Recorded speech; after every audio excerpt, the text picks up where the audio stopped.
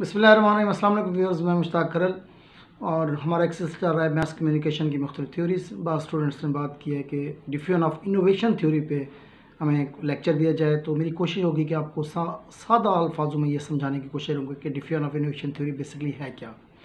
1962 में एल्बर्ट राजर्स ने इसको फर्स्ट टाइम अपनी बुक डिफिजन ऑफ इनोवेशन में पब्लिश किया और 2003 तक इसका 5th एडिशन भी शाया हो चुका था। इसमें जो बुनियादी वर्ड है वो है डिफ्यूजन। डिफ्यूजन का मतलब होता है फैलाव और इनोवेशन होता है कोई नई चीज़, नया आइडिया या नई टेक्नोलॉजी। अब हमारी सोसाइटी के अंदर जब न्यू आइडियाज़ या न्यू टेक्नोलॉजीज़ आती हैं तो पुरानी टेक्नोलॉजी या पुराने आइडियाज़ को रिप्लेस करते हैं। किस तरह लोग इसको एक्सेप्ट करते हैं, कितनी शिद्दत के साथ और क्यों इसको अडॉप्ट करते हैं, ये सारा इस थ्योरी के अंदर इसके बारे में बात की गई है। सादा अंदाज में बात करें तो आप इस तरह समझें कि कोई जब एक नया ब्रांड आता है कोई मार्केट के अंदर, आप सिंपल एग्जांपल में ले लें कि अगर टेक्नोलॉजी पे हम बात करें तो ये देख लें कि हमारे पास शुरू में वीसीआर था, उसके बाद वीसीडी आई और उसके बाद एक सिस्टम आ गया, फ्लैश का सिस्टम आया, फ्लैश के बाद फिर कार्ड्स का सिस्टम और अब 4G टेक्नोलॉजी हमारे यहाँ आ चुकी है। तो तमाम पिछली टेक्नोलॉजीज़ जो हैं वो हटती गई, नई टेक्नोलॉजी जो है वो डिफ्यूज़ होती गई, लोग उसको फौरी तौर पर अडाप्ट करते गए और वो पिछली को रिप्लेस करते गए, हत्ता कि वो पास्ट का हिस्सा बन चुके हैं। पिछले 30 साल के दौरान अगर हम देखें तो बहुत सी ऐसी चीज़ें हैं, बहुत सी ऐसी टेक्नोलॉजीज़ हैं जो अब हमारी पास्ट का हिस्सा बन चुकी हैं, क्योंकि बहुत स्पीड के साथ टेक्नोलॉजी ने वर्क किया और टेक्नोलॉजी डिफ्यूज़ हुई और लोगों ने इसको एक्सेप्ट किया।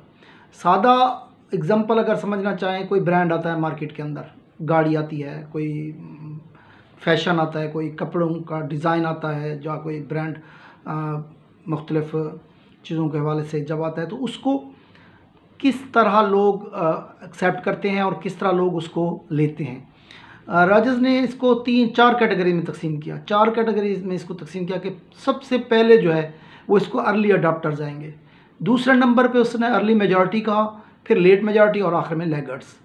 अब अर्ली अडाप्टर्स वो लोग हैं जो मैं कह सकता हूँ कि स्नॉब्स भी हम इनको कह सकते हैं या अफोर्डिंग भी कह सकते हैं, या फिर वो क्वालिटी कॉन्शियस या अप टू डेट रहने वाले या मॉडर्न सोसाइटी जो सबसे पहले चीज़ वो परचेज़ करती है। गाड़ी का नया मॉडल आएगा वो लेंगे, मार्केट के अंदर न्यू ब्रांड्स आएंगे वो लेंगे, और अगर कोई टेक्नोलॉजी बिल्कुल न्यू आती है, फ्रेश आती है, तो उसके पस पर्दा 2 किस्म के तहरीके होते हैं। एक तो या तो वो बिल्कुल अपने आप को अपडेट रखना चाहते हैं, या फिर सोशल सेटअप में अपने आप को थोड़ा सा हाई रखने के लिए वो सबसे पहले उस चीज़ को परचेज़ कर लेते हैं ताकि उनका एक वक़ार कायम रहे कि सब अर्ली अडाप्टर्स में से वो लोग शामिल हैं। अक्सर आपने देखा होगा कि गाड़ी का इब्तदाई जो मॉडल आता है तो उसकी रेट भी ज़्यादा होता है, लेकिन लोग जल्दी उसको ख़रीद लेते हैं। चंद लोग ऐसे होते हैं जो जल्दी ख़रीद लेते हैं। उसकी वजह ये होती है कि वो अपने आप को प्रोमिनेंट दिखाना चाहते हैं, या हम उनको अर्ली अडाप्टर्स की कैटेगरी में ले जा सकते हैं। तो अर्ली अडाप्टर्स वो लोग हो गए जो अफोर्डिंग भी हैं, दूसरा क्वालिटी कॉन्शियस भी हैं, तीसरा ये है कि वो अप टू डेट भी रहना चाहते हैं। उसके बाद अर्ली मेजॉरिटी, फिर वो चीज़ मेजॉरिटी के अंदर फैलना शुरू हो जाती है। अर्ली मेजॉरिटी में भी निस्बतन बेहतर तबका मौजूद हमारे माशरे का जो अफोर्डिंग होता है, कुछ ना कुछ बेहतर अफोर्डिंग होता है जो उसको जाके परचेज़ कर लेता है। फिर लेट मेजॉरिटी आती है, 1 साल बाद, 2 साल बाद, 3 साल बाद, फिर वो जो है उनको वही चीज़ ले लेते हैं, वो टेक्नोलॉजी हो या कोई फैशन हो, कोई ब्रांड हो, उसको वो अडाप्ट करते हैं। लास्ट में आ जाते हैं लेगर्ड्स।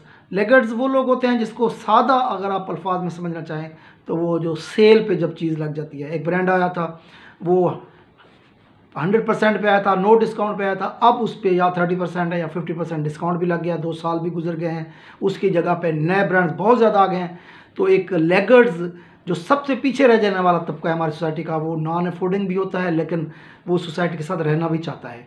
वो चाहता है कि कुछ ना कुछ हद तक हम उस माशरे के अंदर उसका पार्ट रहें, तो वो फिर उस चीज़ को अडॉप्ट करता है। तो लेगर्ड्स सबसे आखिरी 2 साल बाद, 3 साल बाद टेक्नोलॉजी जब अपने तकरीबन उसकी जगह पे नेक्स्ट टेक्नोलॉजी या नेक्स्ट ब्रांड या नेक्स्ट जो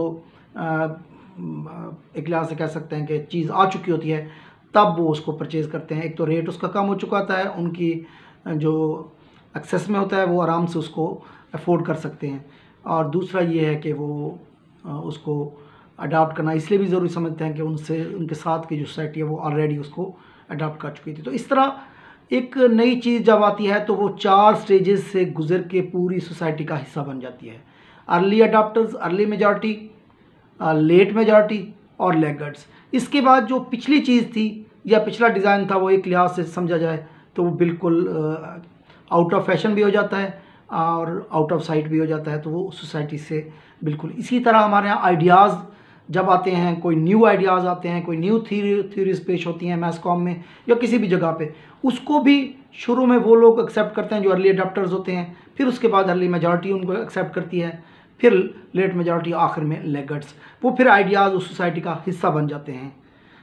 बाद में उसकी जगह पे अगर उसी तरह का सिस्टम दोबारा आ जाए, उसी तरह की कोई चीज़ आ जाए जो उसको रिप्लेस कर जाए, तो फिर सेम उसी प्रोसेस के तहत नई चीज़ जो है उसकी जगह ले लेती है।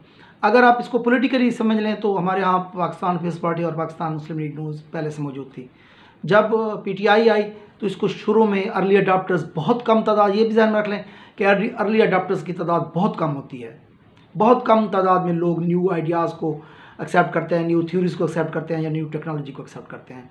तो अर्ली अडॉप्टर्स में बहुत कम लोग थे। आपको याद होगा कि फर्स्ट इलेक्शन में जस्ट 1 सीट उनको मिली थी।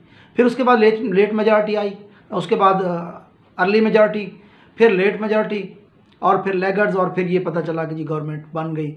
अब नई जब इसकी जगह पे कोई और क़यादत आएगी, सेम इसी प्रोसेस के तहत उसको अर्ली अडॉप्ट करेंगे, फिर उसके बाद अर्ली मेजॉरिटी, फिर अर्ली अडॉप्टर्स, लेट मेजॉरिटी और फिर लैगर्ड्स जो हैं वो उसको एक्सेप्ट कर लेंगे और फिर वो चीज़ हमारी सोसाइटी का हिस्सा बन जाएगी।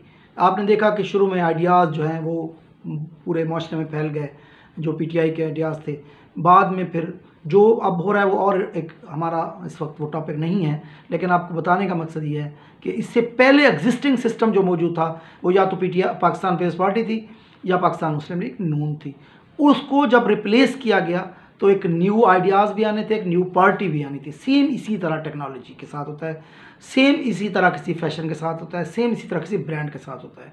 तो पूरी सोसाइटी में जब अर्ली अडॉप्टर्स होते हैं वो बहुत कम तादाद में होते हैं, क्योंकि उनके लिए बहुत सी जो मेजॉरिटी इसलिए नहीं आती कि हो सकता है वो अर्ली स्टेज पे वो आइडिया रिजेक्ट हो जाए, हो सकता है अर्ली स्टेज पे ही वो जो अर्ली अडॉप्टर्स थे वो उससे तंग हो जाएं, तो फिर अर्ली मेजॉरिटी इतनी जल्दी उसको एक्सेप्ट नहीं करती।